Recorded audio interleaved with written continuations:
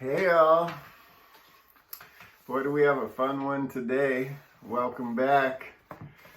Keep coming back to the Yogi and Disneyland show with your host Eben Sterling.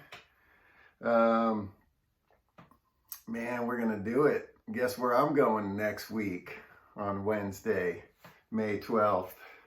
Back to Disneyland. The adventure continues. Mr. Toad going on a wild ride. Cannot wait. So stoked. We got Mother's Day coming up right now, so I am going to digress into a little bit of that since so much of the book, Yogi and Disneyland. Please pick up a copy if you don't have one already.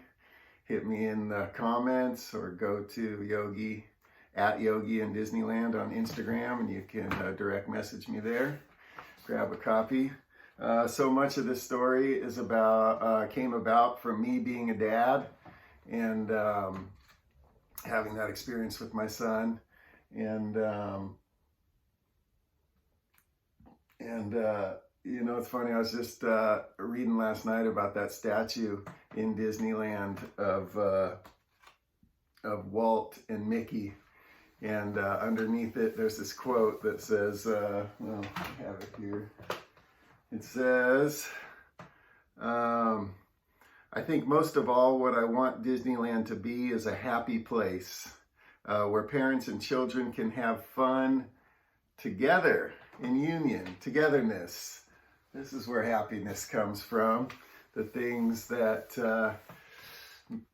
give us nearness as opposed to distance from each other. And that can definitely be through mom and dad, any of our caregivers, family and friends. And for me, ultimately, was this experience that I had of feeling that God, the universe, was, the divine mother and father of my birth. And mirroring that in my own relationship with my child that way, in my connection, in my togetherness, and then, back the other way to my mother and father and grandparents, my family, this thing that we're free to define, thank goodness. It's not about gender, it's not about even biology. Necessarily, it doesn't have to be. It shouldn't have to be. And thank God we can find togetherness, union, yoga with anyone that we make our family. But to have that connection with this sense of the divine, the universe, with all creation, is a wonderful thing to mirror in my physical life. So I brought a couple props. I got props today. Come on now. Awesome. I got a photo here. I may have shown this one before. This is my grandmother and my grandfather. And I visited Disneyland with my grandmother. She bought me my first Mickey Mouse shirt when I was in 3rd grade, and I wore it in my 4th grade school photo. And I love that. It's just so funny to look back. It's like, oh, there's Mickey right there. There's my guru right there when I was, 8, 9 years old. So that's Grandma Dorothy and my grandfather, who we affectionately called Pa Dad, Clarence Ray Sterling Sr. And of course my brother's in there too. Look how close we are. Look how together we are. Just feeling that love of family. And then, happy Mother's Day, everybody. There's my dear mom, Eileen, and her mom, who also was named Dorothy. And I went to Disneyland with my maternal grandmother too, which is just so crazy because I didn't do a lot of family trips. I mean, I think that's the only family trip we ever did, with my maternal grandmother. And happy Mother's Day. So stoked. And one last little prop here because we're doing Mr. Toad and we're off on an adventure. 2 weeks from now, I'm actually going to Yosemite again too. So I'm off again, but look what I got in the mail. I got my e-ticket right here, baby. And these are from Disneyland 25th anniversary. So 1980, pretty awesome. $7 adult ticket pack here from 1980. And then does this one have a price on it too? Oh, this one was a $16 value because it's got the e-ticket in it. This one might have had e-tickets too. I don't know. You Disney historians can look up and let me know maybe down in the comments or something the significance behind these different packages, these different packets. But you know, it's not all about e-tickets either, man. There's A and B and C and D. It's all experiences to have. So all fun, all great stories to experience. So I hate it. When I watch the videos, I see myself looking off to the side. It's really weird. So let's go off to Neverland. We got good old Street Canoe here doing Mr. Toad. And he can be found on Instagram at Street Canoe. And Jay Croft is his real name. I was sorry, Jay. I was spaced out on your last name. But Jay Croft, you can find him, awesome artist. He works for Van Shoes, so that's how I met him. And that was a serendipitous story in itself, how this thing came about. You know, we met at a skateboard demo for Tony Trujillo and started talking about life and recovery. And well, I'm in recovery and art and skateboarding and family and community and togetherness. And next thing you know, he's like, I want to do an illustration for your book. I was like, what the heck? A skateboard thing is so cool. Just one of the beautiful things about this book. Do I need to talk a little bit about recovery? I mean, this is such a fun chapter for me, and I haven't really addressed this directly because I'm always trying to kind of bring it back to the one story, and I've already told like 5 today already. Sorry, man. But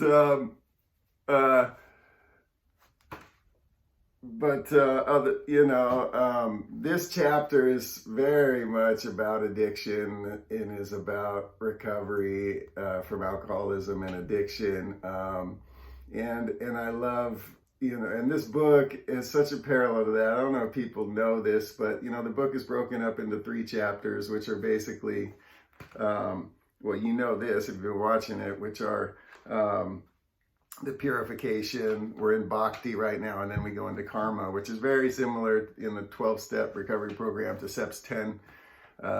Which to the 12 steps, like the purification is sort of the beginning part. You go through steps 4 through 9, you do this big purification, and then you get to steps 10 and 11, where you do sort of this more bhakti type. The 11th step is about coming to understand God better. And then the 12th step is service. So that's the karma part. So it's just funny little thing. I didn't even intentionally put that in when I wrote the book, but it's there. And so, to my grandmother, Dorothy, that took me to Disneyland, who, by the way, was not my biological grandmother. So, you want, Disneyland, a place for parents to bring their kids. Well, parents aren't always biological. And it's about the togetherness, the union, the yoga. That's the glory of God. That's the feeling, that this is all about, is finding this place in this universal family of oneness. But anyways, I do like to show this off. This is a 2nd edition. I don't know if you can see it, but 2nd edition of Alcoholics Anonymous, the big book, as they call it, as we call it in AA. And this is my grandfather's old big book, Clarence Sterling, who was in that photo. And he got sober on, what's that say, 11/4/1965. So, amazing stuff. He was 25 years sober when he passed away in 1990. I've always been really proud of that. And that helped lead me on my way when I was hitting bottom and got sober when old Mr. Toad was getting wild and needed to come back to the togetherness, to the union of divine love.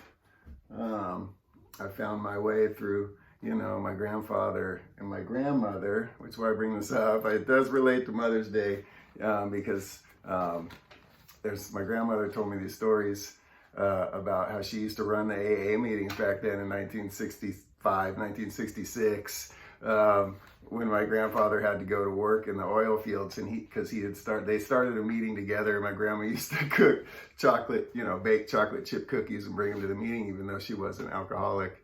But that's just how it was back then. You just did it as a family disease and family recovery, and the husbands and wives, and the husbands and husbands, or whatever it was back then, the wives and wives, support each other. And I'm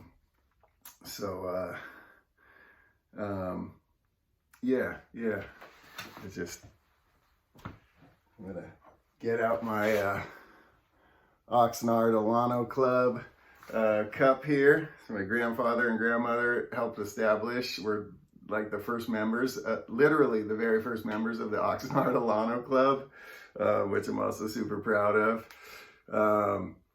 They were the founders and the first members, because at that point there was membership, because it's a club, and my grandfather was member number 1 and my grandmother was member number 2. So we're gonna get into Mr. Toad here on this wild ride. Just wanted to give you the background, tie it all together, man. It all connects. Trust me, it all connects.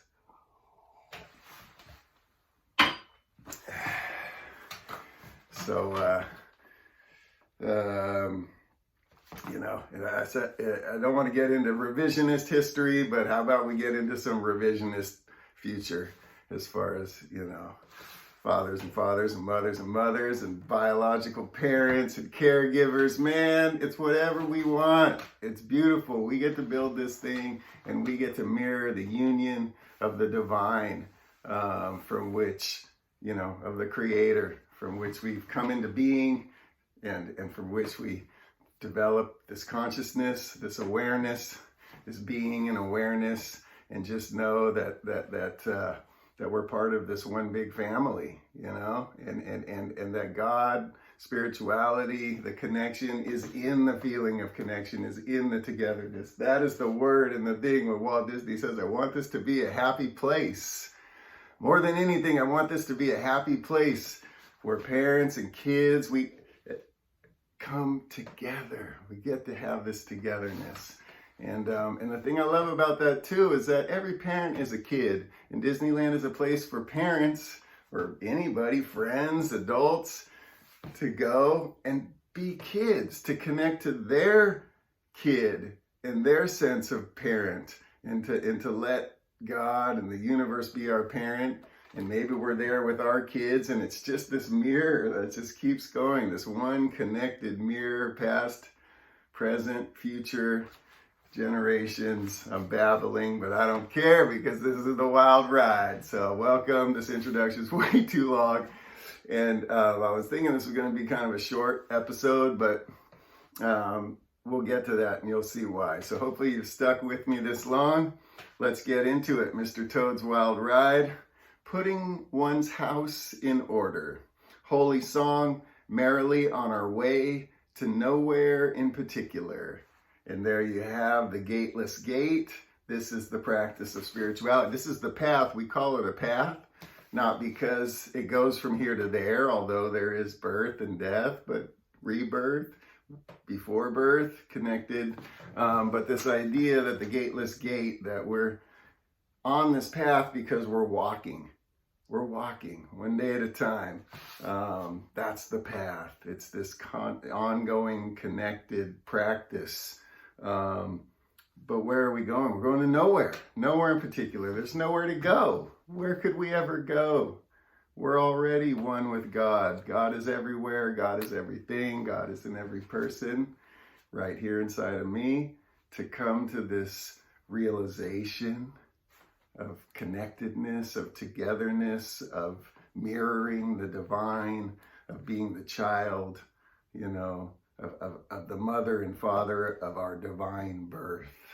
that we are the manifestation of that. There's nowhere to go. Where would I go, right? Isn't that what Ramana Maharshi said? His devotees said, Master, where are you? We're so sad you're going to die. What are we going to do? And he said, where would I go? There's nowhere to go. I'm merrily on my way to nowhere. In particular, we're just doing it, man. So stick with me. 15 minutes in now. It's the biggest babble ever. I swear I only drank like 3 sips of that coffee, but I'm stoked. I'm going back to Disneyland. Let's do it, man. Mother's Day. Namaste. Here we go. Toady, my boy, how grand we meet again upon this wild road. Just the animal I was coming to see. You are my totem deity in this magic land. You, with your lust for new adventures, your insistence on going merrily on our way. I too have felt the stinging bite of the bug, the siren's call to follow my newest mania wherever it may lead. The one disturbing element. You are the spirit of addiction, of compulsion, pulling me ever farther away with your fantastical promises. A yellow gypsy cart, a motor car, yes, motor mania, automania, self-mania. A mechanically engineered narcissism of self-obsession. Running, surfing, searching, riding, meditating, rock and rolling, cycling, skateboarding. I'm always on the hunt. Ram Dass says, don't be a seeker, be a finder. Well, while others declare it's the journey, not the destination that matters. This wild ride of life is fertile ground to be lost and found and lost again. Must I follow every story the mind tells me in my never-ending quest for wholeness and self-acceptance? Certainly, I have never been one to resist or count the cost of the mind's calling to the open road of dreamland. Jump in the car and there I go, off like the London Express into the next Leela. The soul ever led by the restless mind through story after story, every folly, every mania and fad, until the house is bankrupt and inevitably must be put back in order. Ratty says, something's got to be done about Toad. This time he has gone too far. Molly replies, but he promised us. Ratty again. Promises. What good are promises when these wild manias take him? Ratty to Toad. You must give up that horse and cart. You are fast becoming a menace to society. I hope that sounds familiar. An intervention is in order. Toad's pants are quickly down, but he is not caught. This exposure does nothing to deter the headstrong protagonist. J. Thaddeus Toad, in giddy defiance, scoffs at his would-be saviors and gallops off in his underwear. Tally-ho!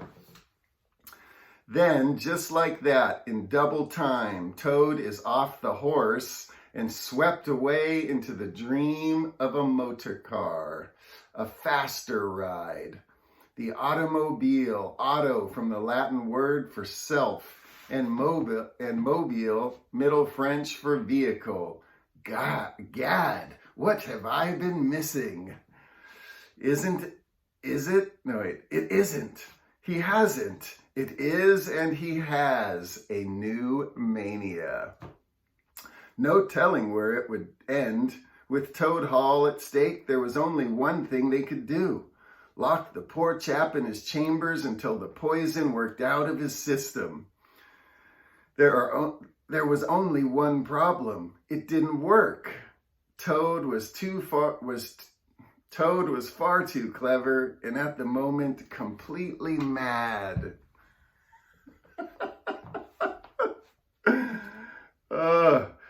Back on the ride, British bobbies wave their billy clubs and blow their whistles. Stop! My car rattles across a London dock. A Scottish shepherd and his flock are narrowly averted. Barrels stacked to the sky are revealed to be powder kegs. A sign reads, "Danger," but it is too late. Boom! Lights flash and smoke billows all around. Cut to a courtroom and a trial. A judge in a wig sits at his bench with a gavel in his hand. The prosecutor looms menacingly over the scene. How fitting that Toad Esquire should defend himself. I too fancy myself a skilled attorney when in defense of my personal and rightful desires. And like Toad in the court of shame, I so often judged. And thus it was for Toad. Guilty as charged. The horse came in to spin his opium dream of romantic denial. Toad is not a bit stingy. He never does anything small. But through the testimony, Toad is betrayed by his own witness. Like the alcoholic who has crossed the line from luxury to necessity, he has lost the ability to differentiate the true from the false. Indeed, Toad traded his home and his very heart in pursuit of his wild desire. He traded it all for a passing fancy, a bit of all right. And so Toad lands in prison, the mind trapped in compulsive craving. The freezing draft of a stone cell in December. I'm too excited. I'm sorry. Let me start that over. The freezing draft of a stone cell in the December of discontent gives way to a devil in the darkness. I feel the heat. A demon rears its head, baring its fangs and shining a blinding spotlight. I am singled out like a soul trapped in the bardo. On Christmas Eve, the season for reflection and new beginnings, Toad becomes remorseful and sheds tears of repentance. He swears off these manias once and for all. But the horse, symbol of his behemoth and restless craving, returns with another costume, and Toad escapes. This relapse leads to a chase. Is there a light at the end of the tunnel? Or is that the train of thought locked onto the track of torturous rumination bearing down upon the slimy fiend? The natural desire for preservation, protection, and self-soothing has turned like a locomotive in a wheelhouse to annihilate the mind which has birthed this living hell. The scene shifts, and Toady is now the engineer, shoveling coal frantically into the fire of the furnace. Plotting one's escape on a train is a fool's errand, for the flight of one's path is destined only for the savage guards waiting at the next station, unless an escape from this escape can be found. There is a bridge ahead. Perhaps he could jump. But is that not the proverbial troubled waters below? The fugitive is locked in irons of ball and chain. Desperate, he jumps. Surely this is the final farce.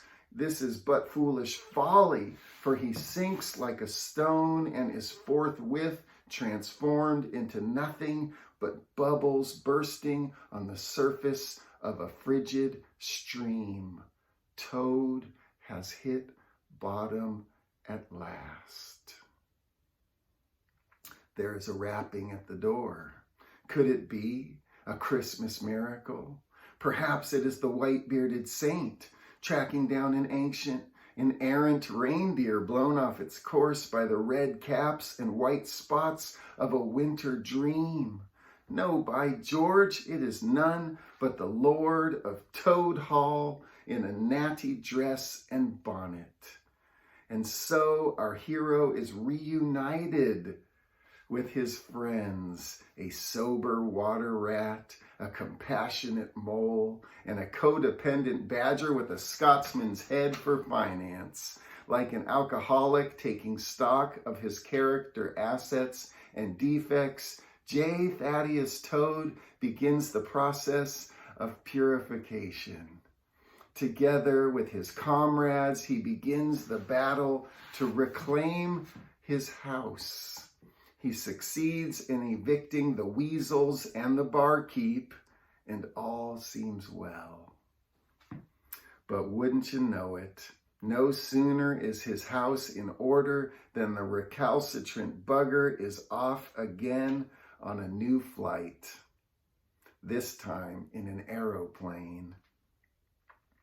And so does the mind wander, ever off to new stories, new adventures, in vehicles of imagination to faraway lands. Like a caring friend, I gently guide my thoughts back to my heart, the home of the soul, the manor estate of my one true family, the house of the Lord. Oh God. I put my things in order, and there I put my things in order, and then it's time to fly. Merrily, merrily, merrily, on our way to nowhere at all.